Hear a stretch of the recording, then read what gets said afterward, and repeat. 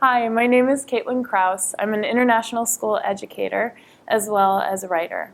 And as I'm writing, I was really interested in the topic of mindfulness. So mindfulness has become a passion of mine because when I'm writing and when I'm actually teaching, I want to be in the moment and fully present.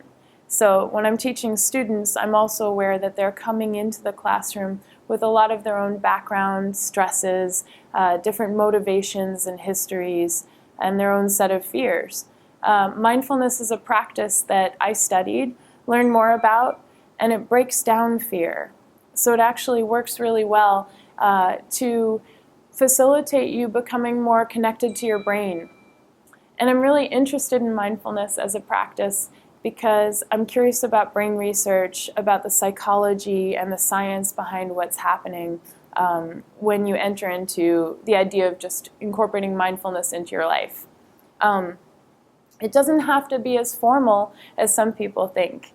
To be mindful can be just experiencing what we might call being in the now, aware of your five senses, taking in the environment around you, and really slowing down a little bit in your mind to be conscious of what you're feeling.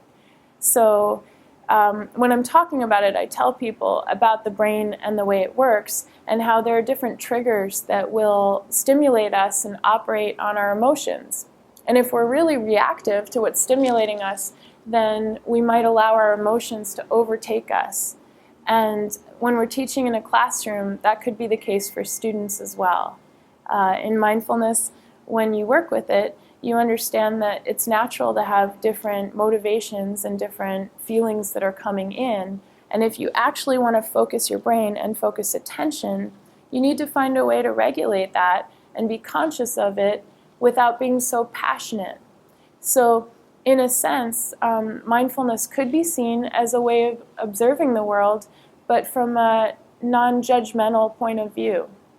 So in addition, when I'm looking at my own writing, it helps me a lot to approach it from a state of mindfulness because I learn to be connected to my breath, I slow down, and I actually feel what I'm feeling as a human before I enter a position to write on a page.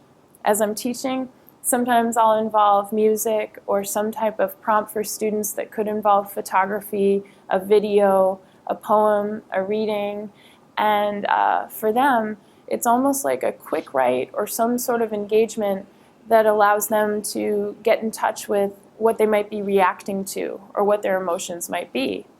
Then they write a journal entry based on that, and later we can go back to it, share it in the community, and if it's formal writing, they can look into it growing from there. So my personal practice and my passion involves expanding the mindfulness techniques to directly apply them to writing. And that's my specialty, to really look into writing techniques that have to do with mindfulness. I practice it personally, and I also love poetry. So to me, it's all connected. Everything's very natural with being mindful. It's a part of being human. And I now teach overseas in Switzerland. Before I moved to Switzerland, I lived in Belgium, and I was a teacher there in an international school. And I'm actually an international school student. When I was little, I lived overseas in Moscow, and I attended the international school there, Anglo-American school in Moscow.